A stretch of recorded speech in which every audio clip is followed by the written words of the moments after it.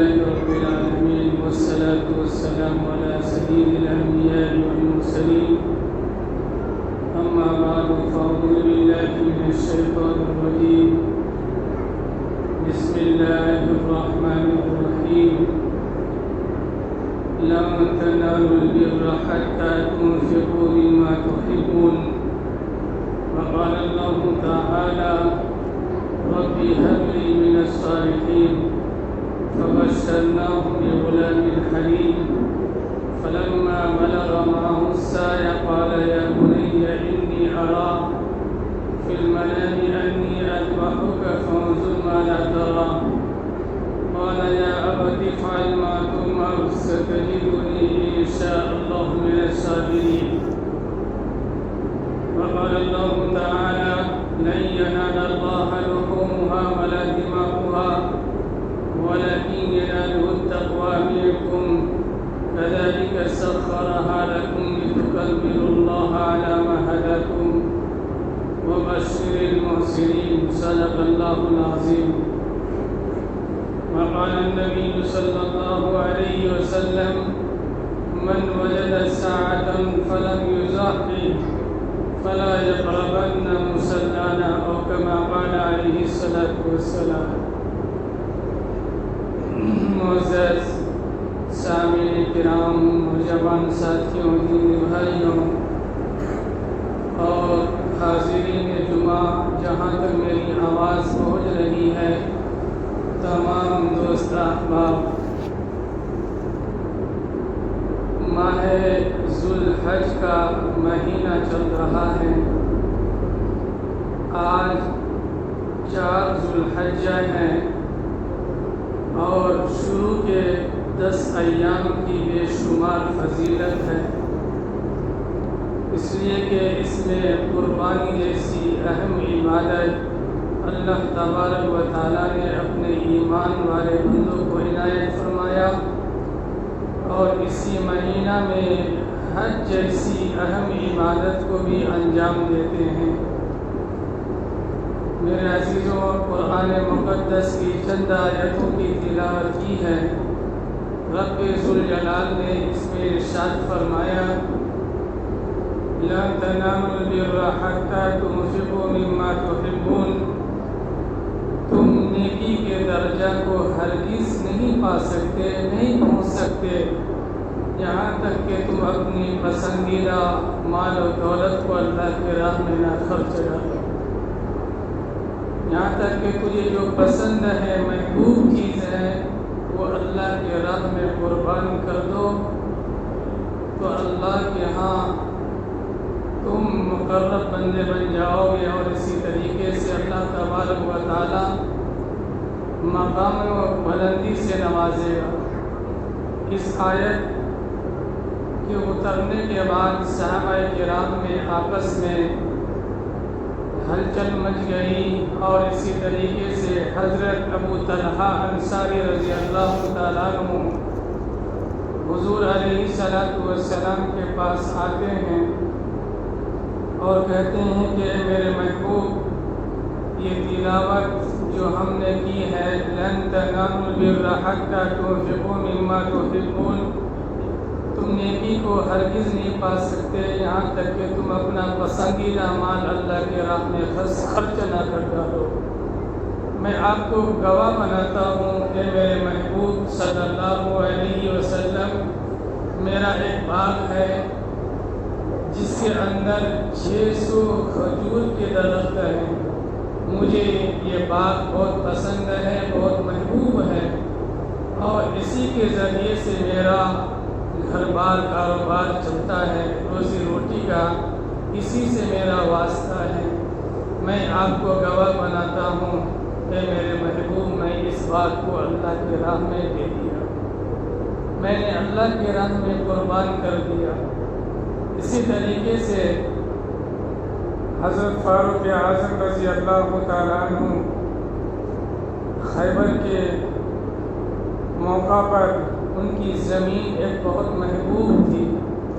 جب یہ آیت اتری اور تلاوت کی تو آپ علیہ السلام کو حضرت فاروق اعظم رضی اللہ تعالیٰ عنہ نے کہا کہ اے میرے محبوب حضور علیہ السلام، مجھے یہ زمین بہت محبوب ہے، لیکن یاد رکھیے اے میرے پیغمبر علیہ السلام، میں نے اس کو اللہ کی راہ میں قربان کر دیا، اللہ کی راہ میں دے دیا۔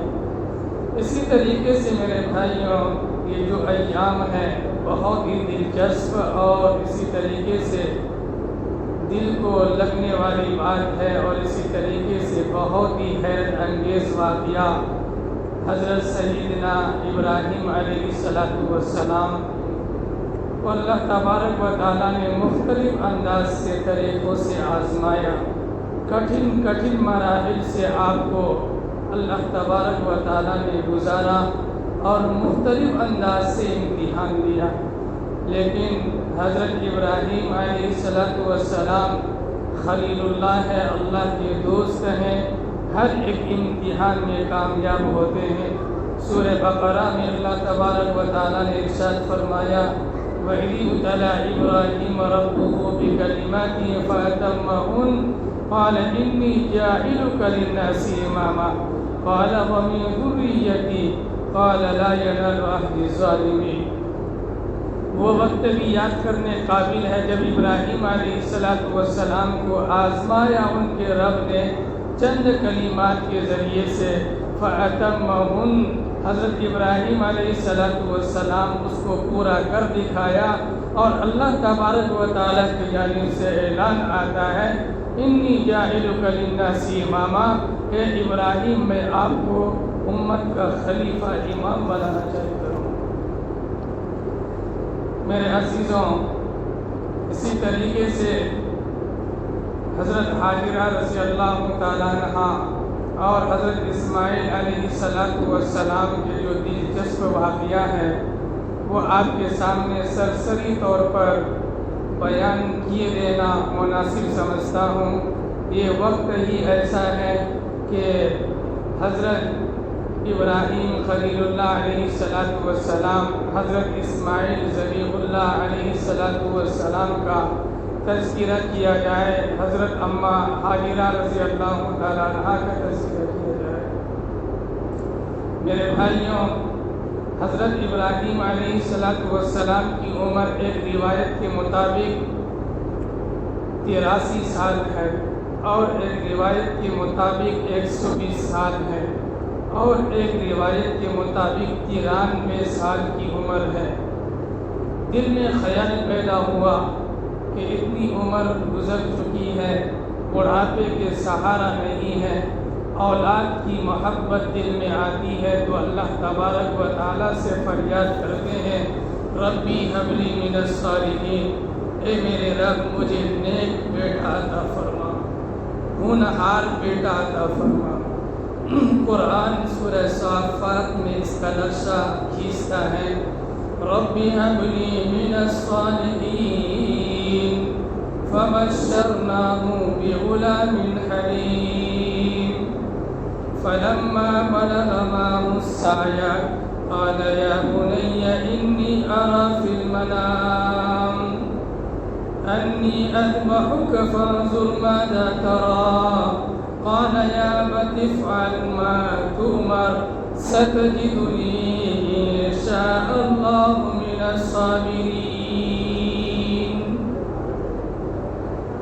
حضرت ابراہیم خلیل اللہ علیہ السلام نے اللہ سے فریاد کی اے میرے پروردگار، اے تمام جہانوں کے خالق و مالک، رب السماوات، سارے جہاں کو وجود بخشنے والا رب، اے اللہ مجھے ایک اولاد کی ضرورت ہے، ایک بیٹا عنایت فرما۔ اللہ نے قرآن اتار کر کے دے دیا فبشرناہ بغلام حلیم، اے ابراہیم ہم آپ کو ایک ہونہار، عقل مند، دانش مند اولاد، لڑکے کی خوشخبری دیتے ہیں۔ فلما بلغ معه السعي قال يا بني إني أرى، میرے عزیزوں، حضرت اسماعیل علیہ السلام دنیا میں آئے اور جن کو اتنی عمر کے بعد اولاد کی دولت سے مالا مال ہو، اولاد میسر آئے تو اس کی محبت کتنی ہوگی۔ حضرت اسماعیل علیہ السلام کی محبت، اور ہر ایک باپ اپنی اولاد سے محبت کرتے ہیں۔ جب محبت دیکھتے ہیں اللہ کے اسماعیل کی محبت ان کے دلوں میں زیادہ محسوس ہو رہی ہے، مجھے آزمانا چاہیے۔ ایک روایت ہے کہ حضرت اسماعیل علیہ السلام کی عمر 12 سال ہے، اور ایک روایت کے مطابق 13 سال ہے۔ قرآن اس کو بیان کرتا ہے فَلَمَّا بَلَغَ مَعَهُ السَّعْيَ قَالَ يَا بُنَيَّ،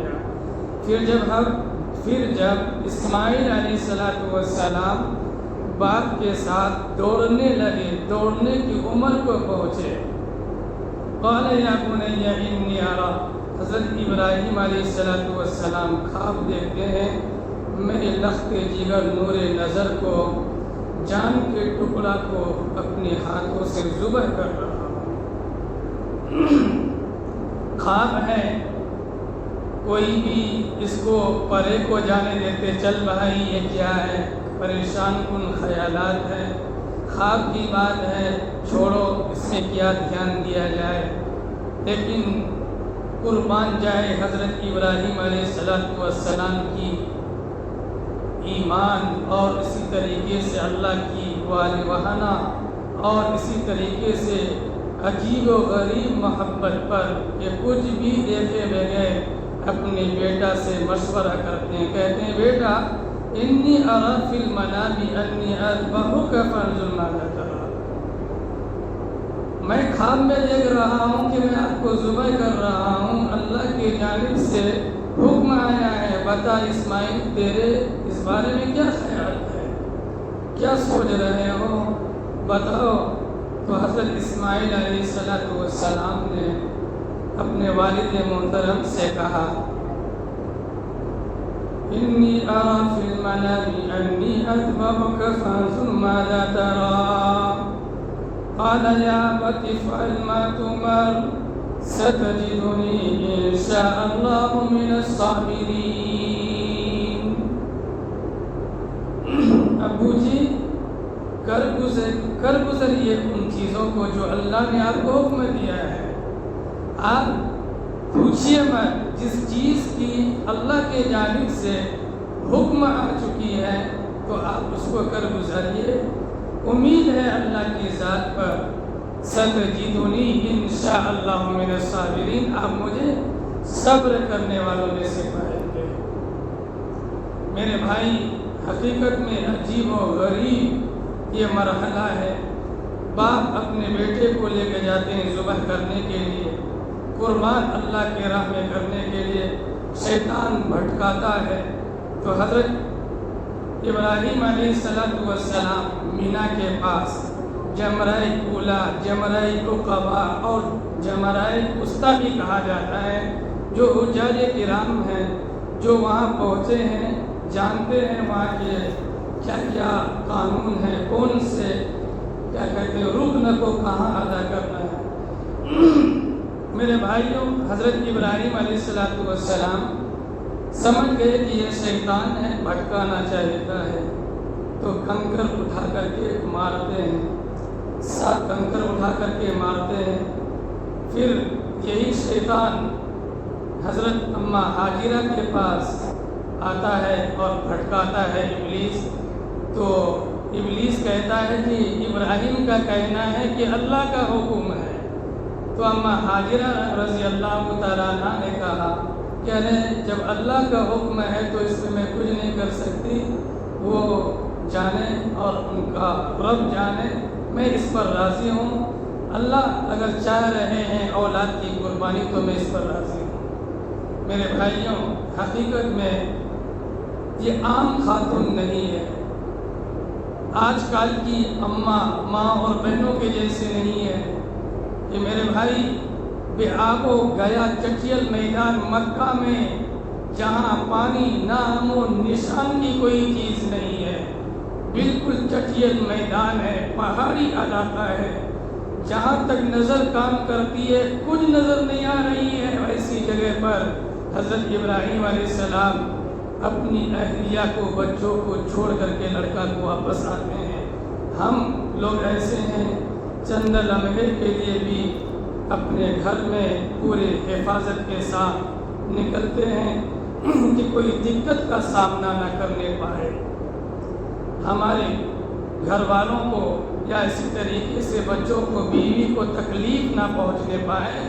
ہر ایک سمت سے آدمی ہے، رہنے کے باوجود بھی پورا اسباب مہیا کر کے ہم کہیں جاتے ہیں، لیکن قربان جائیے حضرت ابراہیم علیہ السلام پر کہہ رہے ہیں کہ نہیں وہاں چھوڑ آتے ہیں، تو حضرت اماں ہاجرہ پوچھتی ہے کہ کیا آپ ایسی جگہ پر چھوڑ کر کے جا رہے ہیں جہاں انسان نام کی کوئی چیز نہیں ہے، یہاں جنگل بھی نہیں بلکہ پہاڑی ایریا علاقہ ہے، پانی نام کی کوئی چیز نہیں ہے، کھانے پینے کو کچھ نہیں، جو کچھ کھجور وغیرہ ہے بس یہی ختم ہو جائے گا تو کیا کیا جائے گا۔ حضرت ابراہیم علیہ السلام چلتے رہے، جواب نہیں دے رہے ہیں۔ جب اماں ہاجرہ رضی اللہ تعالیٰ عنہا پوچھتی ہے کیا یہ اللہ کا حکم ہے، تو اشارہ سے کہتے ہیں جی ہاں یہ اللہ کا حکم ہے، پھر جائیے آپ، مجھے پرواہ نہیں ہے، اللہ بہتر فیصلہ کرنے والے ہیں۔ میرے بھائیوں، اسی طریقے سے حضرت اسماعیل علیہ السلام کو جب اللہ کی راہ میں قربان کرنے کا حکم آیا، اس سے پہلے آگ میں بھی ڈالا گیا اور مختلف انداز سے، طریقوں سے آزمائش میں مبتلا کیا گیا۔ اتنا نرم دل انسان حضرت ابراہیم جلیل القدر پیغمبر علیہ السلام، ان کے دل میں ذرا سے بھی رحم نہیں آیا۔ کس وقت اللہ کا حکم آیا کہ اپنی اولاد کو میرے راہ میں قربان کرنا، حالانکہ بڑا رحم دل انسان ہے، چاہیے تو چوچرا بلکہ دوسرے کوئی اور راستہ اختیار کر سکتے تھے، اللہ سے فریاد کر سکتے تھے، لیکن حضرت ابراہیم علیہ السلام نے کچھ نہیں کیا، بلکہ اللہ کے حکم پر اپنے سر کو جھکا دیا، پیشانی کو جھکا دیا۔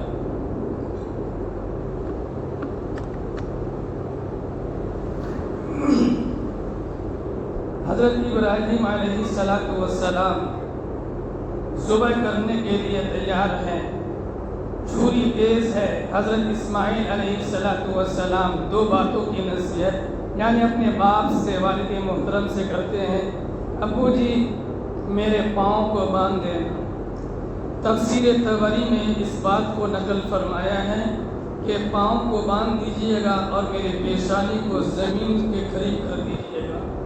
فلما اسلم وتلہ للجبین ونادیناہ ان یا ابراہیم قد صدقت الرؤیا انا کذلک نجزی المحسنین۔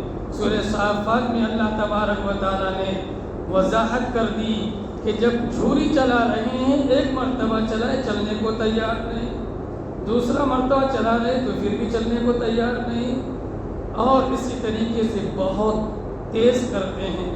کہا جاتا ہے اس چھری کو اگر درخت پر رکھ دیا جائے، پہاڑ کو کاٹا جائے تو پہاڑ درخت ریزہ ریزہ ہو جائے، لیکن جب چھری کے پیدا کرنے والوں کو یہ منظور نہیں ہے، حکم آتا ہے اللہ کی جانب سے، چھری اسماعیل کے ایک بال بھی کٹنے نہ پائے، اگر کٹ جائے تو تیری خیر نہیں ہے۔ چھری کی کیا کہتے ہیں، زبان سے اللہ نے ان کو گویائی دی، تو اس نے کہا کہ ابراہیم تم مجھے کہہ رہا ہو کاٹو کاٹو، لیکن رب کا حکم ہے کہ بال بھی نہ کٹنے پائے، میں کیسے چلوں گی؟ تو اللہ نے جنت سے مینڈا کو بھیجا، اس پر چھری چل جاتی ہے۔ حضرت اسماعیل علیہ السلام بازو میں مسکراتے ہیں، قرآن اس کا نقشہ کھینچتا ہے، قد صدقت الرؤیا انا کذلک نجزی المحسنین۔ اے ابراہیم آپ نے خواب کو سچ کر دکھایا ہے، جو ہم نے چاہا اس کو پورا کر دکھایا ہے، इन्ना कज़ालिका नज्ज़िल मुहसिनीन, हम नेकोकारों को और एहसान करने वालों को और नेकी में ज़िंदगी गुजारने वालों को हम ऐसा ही बदला दिया करते हैं। मेरे भाइयों, अगर वो हुक्म आज सादिर हो जाता, अल्लाह के जानिब से ये ऐलान आ जाता कि जो हज़रत इब्राहीम अलैहिस्सलाम ने अपनी औलाद को अकलौते लखते जिगर नूरे नज़र को ज़ुबह कर रहे हैं इस्माइल, अगर ज़ुबह हो जाते तो आज हम सब के लिए कितना मुश्किल और मराहिल का मामला खड़ा हो जाता। हम अपनी औलाद को कैसे ज़ुबह करते। मेरे भाइयों, अल्लाह तबारक व तआला ने जाना कि ये कमज़ोर है, इंसान इनके दिल में मोहब्बत है, उल्फत व मोहब्बत है अपनी औलाद की है, ये नामुमकिन है। लेकिन अल्लाह कह रहे हैं कि तुम एक काम करो, खैर छोड़ो, तुम जानवर की कुर्बानी दे देना, तुझे औलाद को कुर्बान देने के सवाब में तुझे अता करूँगा। मेरे भाइयों, हर वो इंसान जो साहिब निसाब हो, कुर्बानी जैसी अहम इबादत को अंजाम देना है। सूरह हज में अल्लाह तबारक व तआला ने इरशाद फरमाया, लन यनाला अल्लाह लुहूमुहा वला दिमाउहा वलाकिन यनालुहु तक़वा मिनकुम कज़ालिका सख़्ख़रहा लकुम लितुकब्बिरुल्लाह अला मा हदाकुम व बश्शिरिल मुहसिनीन। अल्लाह को जानवर का ना अल्लाह गोश्त पहुँचता है और ना खून पहुँचता है, वलाकिन यनालुहु तक़वा मिनकुम, लेकिन तेरे दिल के अंदर जो तक़वा है, तेरा तक़वा पहुँचता है, तेरी परहेजगारी पहुँचती है कि तू किस नीयत से करता है। इसी तरीके से अल्लाह ने चौपाओं को तेरे बस में कर दिया है, और अगर तेरे बस में नहीं करता, यानी जानवर को, बहुत ताकतवर जानवर है, इंसान से कई गुना ताकत है इनके अंदर, लेकिन अल्लाह ने इंसान के काबू में कर दिया है, इसलिए इंसान के कब्ज़े में रहता है। वह बश्शिरिल मुहसिनीन कहा कि खुशखबरी एहसान करने वालों को और अल्लाह के सामने अहकाम खुदाबंदी के सामने सर झुकाने वालों को कह दीजिए कि उनके लिए बहुत बड़ा इनाम है। ये कुर्बानी सिर्फ जानवर की कुर्बानी नहीं, ये कुर्बानी गोश्त खाने के लिए कुर्बानी नहीं देना है। ये कुर्बानी सिर्फ क्या कहते हैं, जानवर को दिखाने के लिए, नामवरी के लिए गिरा कीमत, बेशबहा कीमत में खरीद करके शोहरत हासिल करने के लिए नहीं है, बल्कि आपके तकवा क्या है, कि आपकी नीयत क्या है, अल्लाह वो देखना चाहिए। मेरे अजीजों, इंसान 1 लाख का जानवर खरीद रहा है, लेकिन किसी के पास हैसियत उतनी नहीं है, वो 10-20 हज़ार के 5-10 हज़ार में हिस्सा लेकर के, और उसका पैसा तय्यब है, पाक है, हलाल का है, तो ये जो अल्लाह के राह में कुर्बान कर रहा है, लाख रुपया का जानवर है, लेकिन दिखाना मकसद है, तो वो कुर्बानी अल्लाह मुंह में मार देंगे। जो 5-10 हज़ार में इन्होंने सदनियती के साथ और इसी तरीके से खून पसीना से कमाई हुए रुपया से इन्होंने अल्लाह के राह में कुर्बानी दे रहे हैं, तो अल्लाह के यहाँ इसका मकाम मरतबा है। समझ रहे हैं अज़ीज़ों, ये मैं नहीं कह रहा हूँ, बल्कि अल्लाह का कुरान कहता है कि आपके दिल में क्या है, आपका मकसद क्या है, आप किस नीयत से देना चाह रहे हैं, अल्लाह वो देखना चाहते हैं। हदीस में ये बात आई है कि कुर्बानी के जानवर अपने खुरों, सींग और इसी तरीके से बालों समेत आएगा, और इसी तरीके से ये जानवर अल्लाह की बारगाह में सिफारिश करेगा। मेरे भाइयों, इस बात को अपनी ज़हन में रखें कि इंसान जानवर की कुर्बानी दे रहा होता है, तो खून ज़मीन पर गिरने से पहले अल्लाह के यहाँ शर्फ़ क़बूलियत का दर्जा हासिल कर लेता है। ज़ैद बिन अरक़म रज़ी अल्लाह तआला अन्हु से रिवायत है, फरमाते हैं कि आका नामदार ताजदार मदीना محمد عربی صلی اللہ علیہ وسلم سے یہ بات پوچھی کہ ما هذه الاضحی یا رسول اللہ، یہ قربانی کیا چیز ہے اللہ کے رسول صلی اللہ علیہ وسلم بتائیے۔ اللہ کے رسول صلی اللہ علیہ وسلم نے بیان فرمایا ما هذه الاضحی یا رسول اللہ، قربانی کیا چیز ہے؟ حضور صلی اللہ علیہ وسلم نے فرمایا قال سنت ابیکم ابراہیم علیہ السلام، یہ تیرے باپ جد امجد حضرت ابراہیم علیہ السلام کی سنت ہے۔ پھر صحابہ کرام نے فرمایا قالوا فما لنا فیہا یا رسول اللہ، یہ قربانی جو کر رہے ہیں ہم، اس میں ہمارے لیے کیا فائدہ ہے؟ تو اللہ کے رسول صلی اللہ علیہ وسلم نے ارشاد فرمایا قال بكل شعرة حسنہ، ہر ایک بال کے بدلے میں اے میرے دوست صحابی، میرے دوست ساتھی، ایک نیکی ہے۔ کیا ہے؟ ایک نیکی ہے۔ پھر پوچھنے والوں نے ایک جانب سے کھڑے ہو کر کے کہتے ہیں خیر یہ بکری کے بارے میں ہے، بکری کے بارے میں، بڑے جانور کے بارے میں ہے، لیکن آپ بتائیے اے اللہ کے پیغمبر رسول اللہ صلی اللہ علیہ وسلم، فصوف یا رسول اللہ، ان کے بارے میں کیا کہنا چاہتے ہیں؟ یعنی بھیڑ دمبا وغیرہ ہے، تو اس کے بارے میں آپ کا کیا فرمان ہے؟ تو آپ علیہ السلام نے ارشاد فرمایا میرے دوستو قال بكل شعرة من السوء، ان کے ہر ایک بال کے بدلے میں بھی ایک نیکی ہے۔ کیا ہے؟ ایک نیکی ہے۔ میرے بھائی یہ قربانی کے جو ایام ہے، قربانی کے دن 10 ذو الحجہ کو خون بہانے سے زیادہ کوئی بھی عمل اللہ کے نزدیک محبوب نہیں ہے۔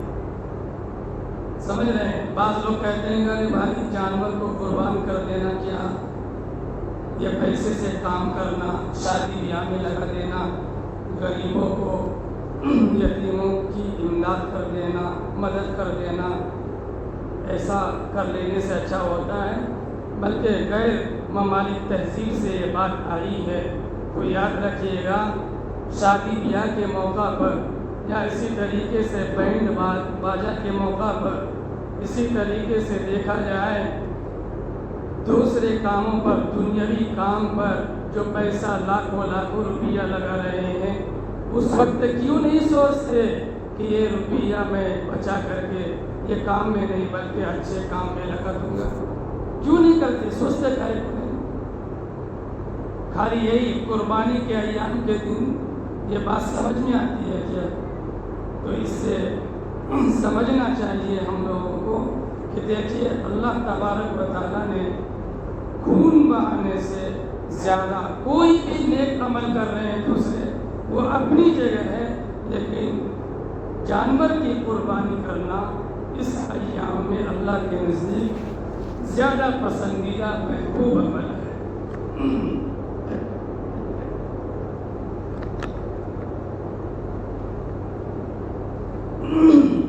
ہم نے آپ کے سامنے کتابوں سے کچھ اہم مسائل آپ کے سامنے لے کر کے آئے ہیں، سرسری طور پر آپ سن لیجئے، وقت بھی قریب آپ پہنچا ہے۔ وجوب قربانی کی شرائط، کسی شخص پر قربانی، اس غور سے سنیے، توجہ سے، اس وقت واجب ہے جب اس میں چند فتویٰ ہے، سمجھ ہے؟ مفتی جو لکھتے ہیں کتاب کو بہت سارے مسئلہ کو دیکھ کر کے پھر کیا کہتے ہیں جو صحیح ہے، درست ہے، وہ عوام کو بیان کرتے ہیں۔ تو یہاں ایک بات، چند مسائل ہے، بہت ہے، کام کی بات ہے، سنیے۔ کسی شخص پر قربانی اس وقت واجب ہے جب اس میں 6 شرائط پائی جائے۔ اگر ان میں سے کوئی ایک شرط بھی نہ پائی جائے تو قربانی کا وجوب ثابت ہو جائے گا اور قربانی واجب نہ رہے گی۔ نمبر 1، عاقل ہونا، کسی پاگل مجنون پر قربانی واجب نہیں ہے۔ قربانی دینے والا عقل مند ہو، دانشور ہو، اور اسی طریقے سے پاگل مجنون دیوانہ ہے تو اس پر قربانی واجب نہیں۔ نمبر 2 بالغ ہونا، نابالغ پر قربانی نہیں، خواہ مالداری ہو۔ یہ نابالغ بچہ ہے، ایام قربانی میں اگر بالغ ہو جاتا ہے وہ تو اس پر قربانی واجب ہو جائے گی، دینا ہوگا۔ اسی طریقے سے اگر کوئی ایام قربانی میں بالغ ہوا تو اس پر قربانی واجب ہے۔ نمبر 3 آزاد ہونا، غلام پر قربانی واجب نہیں۔ نمبر 4 مقیم ہونا، مقیم کہتے ہیں کس کو؟ جو سفر میں نہیں ہے، سمجھ رہے؟ مسافر پر قربانی واجب نہیں ہے۔ ہاں اگر کوئی مسافر مالدار ہے اور قربانی سفر کی ہی حالت میں لینا چاہیے ہے تو اس کو ثواب ضرور ملے گا۔ کیا کرے؟ اللہ اس کو ضرور ثواب سے نوازتا ہے۔ نمبر 5 مسلمان ہونا، غیر مسلم پر خواہ وہ کسی بھی مذہب سے تعلق رکھتا ہو، وہ عیسائی ہو، سکھ ہو، ہندو ہو، کرسچن ہو، کوئی بھی ہو، اس پر قربانی نہیں ہے۔ لیکن ایام قربانی میں ایمان لے آ جائے گا اور صاحب نصاب بھی ہے یہ تو اس پر قربانی واجب ہو جائے گی، سمجھ رہے ہیں؟ اسی طریقے سے صاحب نصاب ہونا، لہذا فقیر پر قربانی واجب نہیں ہے، غریب تنگ دست ہے قربانی اس پر نہیں ہے۔ لیکن اگر فقیر اپنی خوشی سے قربانی کے جانور لے لے تو اس کو ثواب ضرور ملے گا، بہت بڑی نیکی ہے۔ اسی طریقے سے آدمی کے پاس نصاب کی مقدار رقم موجود ہو مگر اس پر اتنا قرض ہو جو اگر وہ ادا کرے تو اس کو صاحب نصاب ہونے سے نکال دے تو ایسے شخص پر قربانی واجب نہیں ہے۔ پہلے قرض ادا کرنا ہے۔ قرض بہت خطرناک چیز ہے، یاد رکھیے گا۔ جو قرض 1 روپیہ لے کر کے مر جاتا ہے نا اس کی بخشش نہیں ہے، کیونکہ یہ حقوق العباد میں سے ہے۔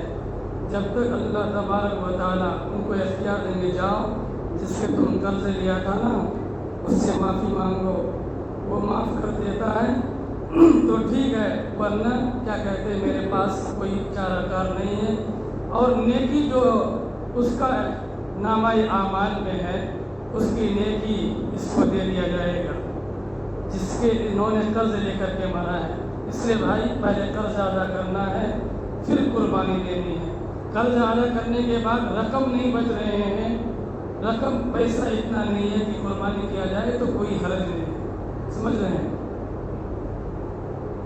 اسی طریقے سے اور 1-2 مسائل سماعت فرما دیجیے۔ قربانی کے جانوروں کے متعلق اہم مسائل۔ قربانی کی جانور جو ہے کتنی عمر ہونی چاہیے؟ ایک بات یہاں سن لیجیے، قربانی کے جانور میں جن شرائط کا اعتبار کیا گیا ہے، پایا جانا ضروری ہے، وہ نظر اور منت میں بھی اس کو کیا کہتے ہیں ضروری مانا گیا۔ اگر کوئی بندہ قربانی عقیقہ نظر منت کے جانوروں کے متعلق اگر پوچھنا چاہتے ہیں کہ ان کی عمر کتنی ہونی چاہیے، کیا صفات ہونی چاہیے، تو یہ بات ذہن میں رکھیے گا کہ بھیڑ دمبا ہے اور صحت مند ہے تو 1 سال سے کم میں کام چل جائے گا۔ کتنے؟ 1 سال سے کم، لیکن دیکھنے میں 1 سال جیسا لگ رہا بھیڑ وغیرہ دمبا ہے۔ ہاں 6 مہینے سے کم نہ ہونا چاہیے، اگر کم ہو جاتے تو قربانی ثابت ہو جائے گی، نہیں ہوگی۔ اور ایک بات سمجھ لیجئے، بکرا بکری مکمل 1 سال ہونا چاہیے۔ جو بھائی صبح کرنے کا ارادہ کر رہے ہیں، قربانی دینے کا ارادہ کرتے ہیں تو جانور کے جو عمر کے متعلق ہے اس کو پوچھ لینا چاہیے، سمجھ رہے ہیں؟ 1 سال سے 1 دن بھی اگر رہ جاتا ہے تو میرے بھائی سمجھ لیجیے غور سے قربانی نہیں ہوگی۔ اسی طریقے سے گائے بھینس ہے، بعض لوگ پوچھتے ہیں کیا بھینس کی بھی قربانی دے سکتے ہیں؟ کیا بھینس بھی گائے کے مانند ہے؟ کیا ہے؟ گائے کے مانند ہے۔ اسی طریقے سے دیگر جگہوں پر بھینس کی قربانی بے انتہا بہت زیادہ ہوتی، تو گائے بھینس اس کی عمر 2 سال، کتنی؟ 2 سال ہونی ہے۔ 2 سال سے کم جائز نہیں۔ اسی طریقے سے اونٹنی اگر قربان کرنا چاہتے ہیں اللہ کی راہ میں تو اس کی عمر کتنی ہونی ہے؟ تو اس کی عمر 5 سال ہے۔ کتنی؟ 5 سال ہے۔ خیر بہت سارے مسائل میں نے اس میں نوٹ کر کے آیا تھا، بس نہ جانے خصی جانور ہے اور اسی طریقے سے قربانی کے جو حصے دار ہوں گے کتنے ہوں گے۔ چھوٹے جانور میں بعض لوگ کہنا ہے کہ ایک آدمی سب کے یہ گھر کے سربراہ اگر دے دیتا ہے تو کیا سب کے جانب سے قربانی ہو جائے گی یا نہیں؟ بالکل نہیں ہوگی۔ کیوں؟ سب الگ الگ صاحب نصاب ہے۔ بیوی ہے، بیوی کے پاس زیور ہے، سونا چاندی ہے، یا اسی طریقے سے روپیہ کچھ 500 روپے بھی ہے تو یاد رکھیے ملائیں گے اس کو نصاب کی مقدار پر پہنچ جائیں گے